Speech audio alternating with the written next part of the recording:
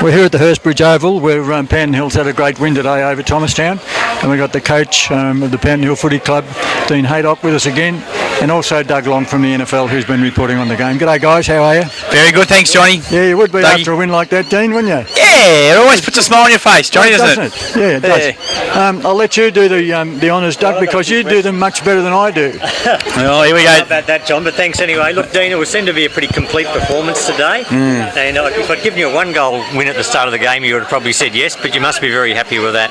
Yeah, Dougie, we are. You know, this time, I think about 7 or 8 weeks ago, we spoke after the Thomastown game. Yeah. You know, and it was really disappointing. Yes. You know, we just didn't come to play, but today we knew we had to come to play.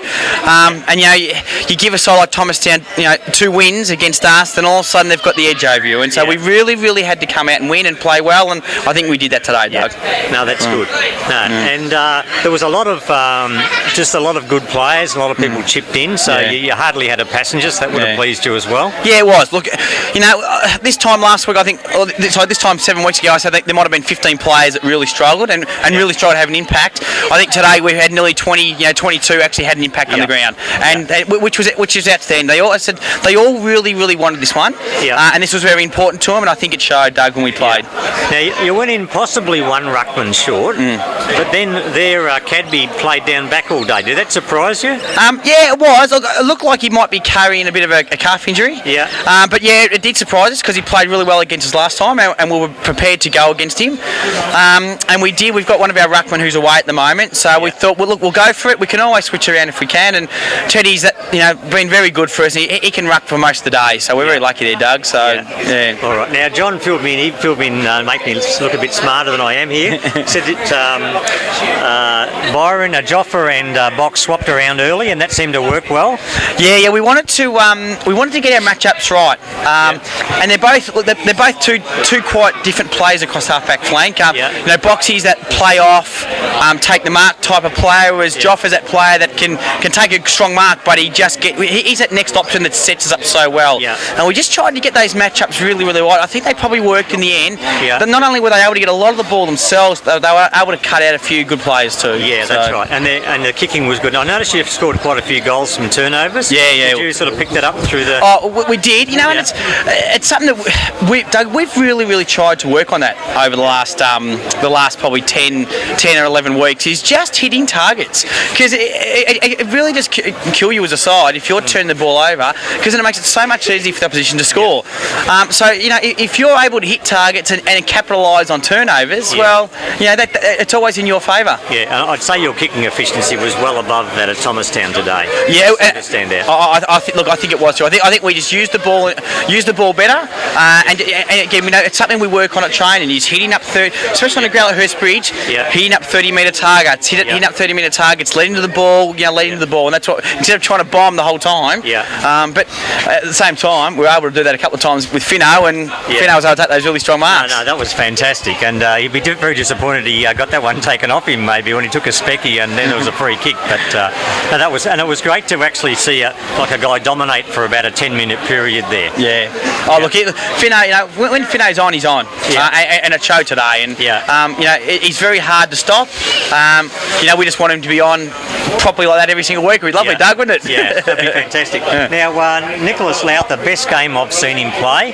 Thought he was a great moving target around sort of midfield, half forward. Yeah. So we are wrapped with his game. Oh, look, Nick Louth, for someone who's nearly 46 years old, Dougie, he actually moves so well at the ground. And look, I reckon he's got to be a new lease of life. You know, Nick Louth, you know, last couple of years at Heidelberg, you know, I played with him, and he really struggled. I really probably took 2 men down with Nick Louth at one stage, and he struggled. Now playing 3rd division, he's actually come up, and he's playing as a forward, and you know, he's a smart player. Smart player who can take some really good marks, Doug, and he's actually been really good for a couple of weeks now. Yeah, I noticed that not only did he take some good contested marks, but he also got into space and made himself a target. Yeah. So did you assign any specific roles to people in terms of lockdown or anything like that? No, today we didn't. It was more, Doug, what it was more 7 or 8 weeks ago, players were shown up, and they were down, and they had to take it upon themselves to make sure they got back on. And all credit to Thomastown. They really played well last time. And I just said to the boys, this is one-on-one football, and you need to show a side like Thomastown that you are just as capable to match them. Like what we did 7 or 8 weeks ago, and they did. And the boys lifted themselves, Doug. So no, there was no specific matchups. It was just one-on-one football. Let's go. Yeah, and I think they really seem to be up for the game, which is good. I was a little bit interested in the first quarter. It was a bit patchy for a while, but then you dominated after quarter time. Yeah, it was actually quite. I think both sides were testing each other out a little bit, Doug, in the first quarter. There was nothing over the top, and then all of a sudden I think we were let off the leash a little bit, and away we went, and we were able to capitalise, mate, which is good. Yeah, all right. John, that's about it from me. Very good win, and Dean looks like he's got a smile on his face. That's pleasing to see. Well, you're always good. You always save me a job here. No, your dad's asked me to ask you a question, and it's a good footy question. I wish I thought it myself. I can't wait for this one, John. No, what it is, he noticed that when we kick out from goals or when a point scored, we seem to chip it about a bit. But when, and not because it's Joff, but when Joff gets the ball and kicks it out, he kicks it long, kicks it to a target, and we scored each time.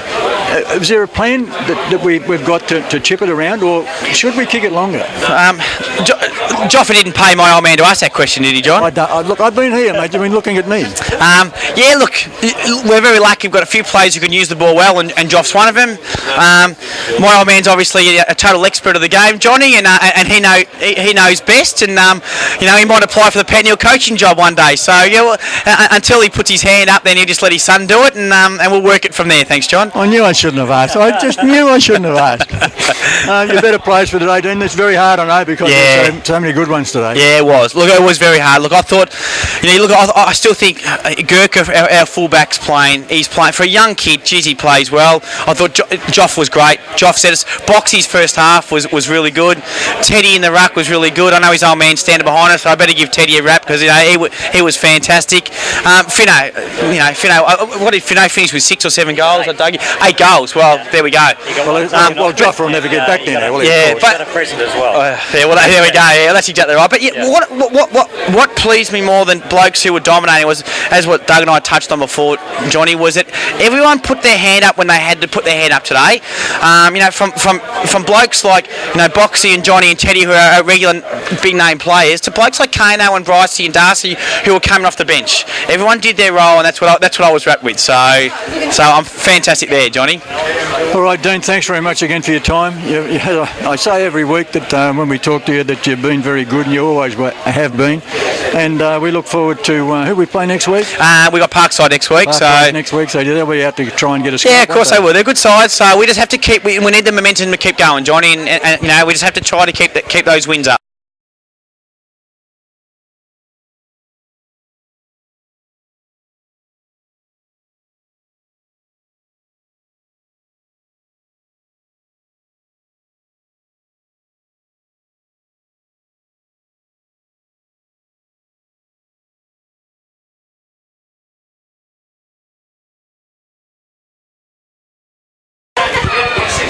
Well, we're back here at the Hurst Bridge ground, I must say, which is our home ground for the rest of the year.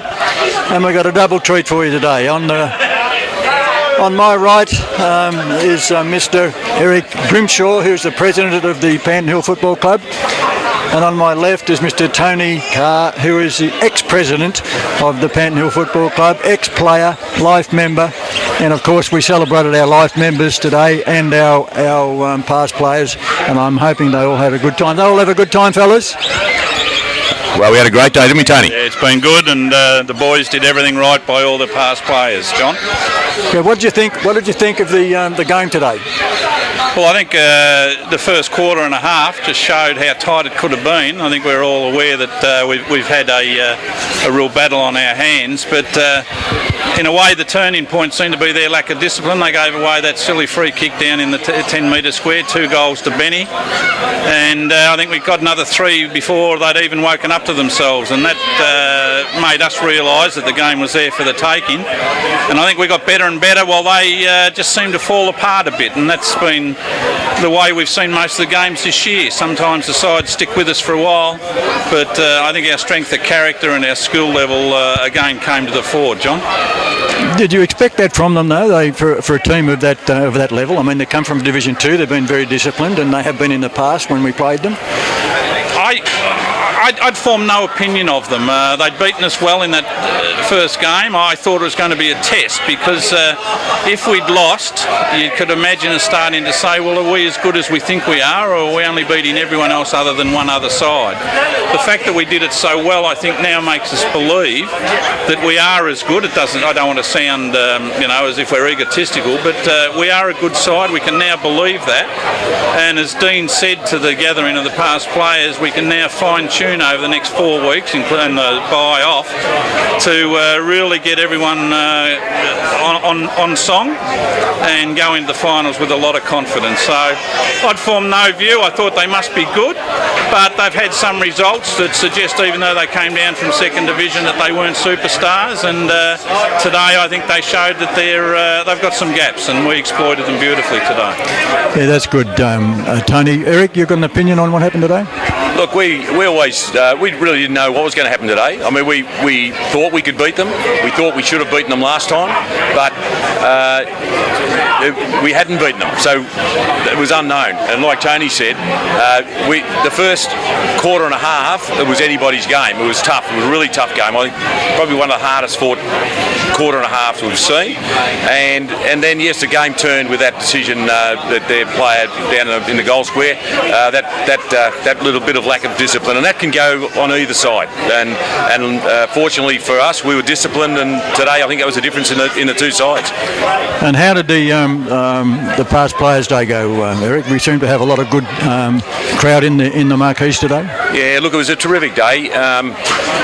I said at the outset before the game, I said, boys, I hope we can turn on a better performance than what we did last year for Mernda, when we played Mernda, and we'd beaten them once. It was the other way around. We'd beaten Mernda and at their home ground, and then we met them again at Panton Hill at our past players' day, and unfortunately they beat us. They thrashed us, and it was a really embarrassing day. So today was terrific for the past players to see us in our real positive form, and to come out and do what we did today was terrific. So, and everyone enjoyed themselves. It's been going how long, Tony? What, the club or the past players? No, past players started about 11 o'clock, Eric, and I think it'll go till midnight. I'm not sure. How many years have we run these past players? We've been trying to do it for the last 20 years, but I think the thing I'd say, John, for the current players, and you don't live in the past, but we had Bobby Gathercole there, who played in the 55 Premiership side. Bobby was here today. We had Tommy Johnson's mum, who is the widow of Tommy's dad, who was a life member, and she started following the club in 1947. We had blokes from every other decade, and these were dark days for Panton Hill, where we were always on the bottom. There's no doubt about it. And some of us played without ever playing in the finals. The thing I'd say to the current group, that was the feeling of the whole 60 or 70 people there today, is that they want a flag, but they don't want it for them or to make up for the years of struggle. They want it for this current group. They don't want to share it around amongst themselves. They just know how once in a lifetime a premiership can be, and they're delighted to see a young group doing so well, and they really want them to have a flag for themselves, and we'll bask in the reflected glory. You mentioned a little earlier on when I spoke to you about the discipline of the side today. What else impressed you about the side? Either person can ask. I think they share it around, John. I think there are a couple of blokes, and it's not up to me to name them, who are down. That's going to happen. I'm sure the coaching staff know that, and even the players know. You're not going to be on song every day.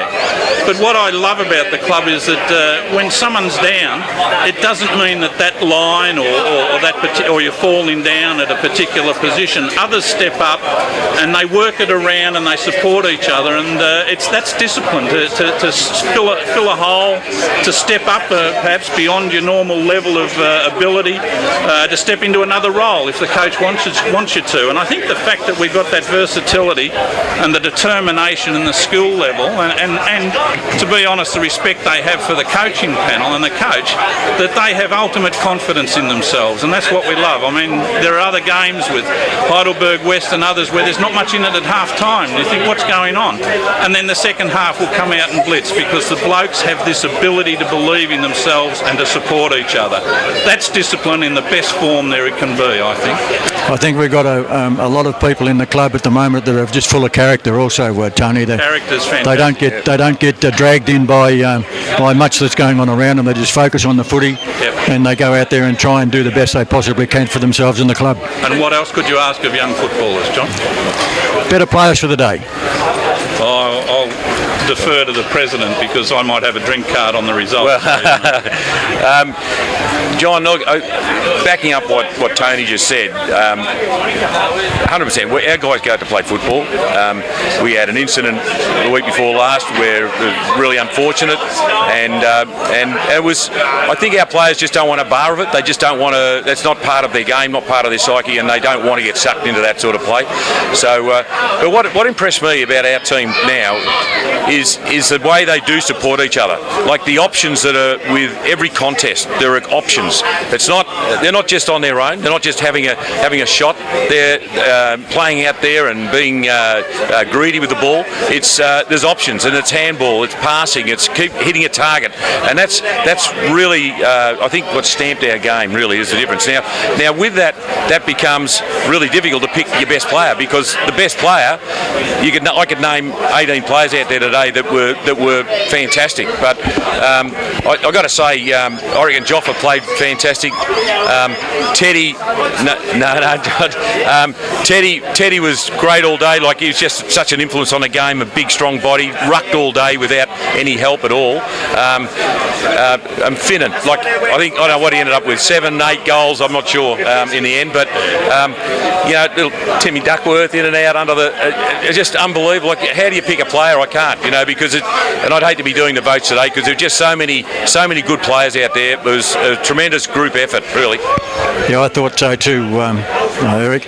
Look, I'd like to thank the both of you for taking the time out to talk to us. Yeah, and thanks for the It's rain not easy. Taking a stand in it, John. I mean, there's plenty of shelter over there, but Yes, obviously this was your event, yes, so it we was, really but I didn't want to appreciate get my camera all wet, Tony. No wonder your son talks about you the way he does. Well, what do you think? You weren't there Thursday night. You missed out on an absolute treat with Zach and Joffa on Thursday night. Gee whiz. Yeah, I know. Some people are easily entertained, John. Well, that's what. Yes, I offered them a full orchestral background, but they knocked it back. We wanted a replay today, right now. It'd be good. Apparently there's no replay through lack of demand. All right, guys. Thank you very much for your time. Thanks, Just stand there for a second because I've got to turn it off. Okay. And thank you again.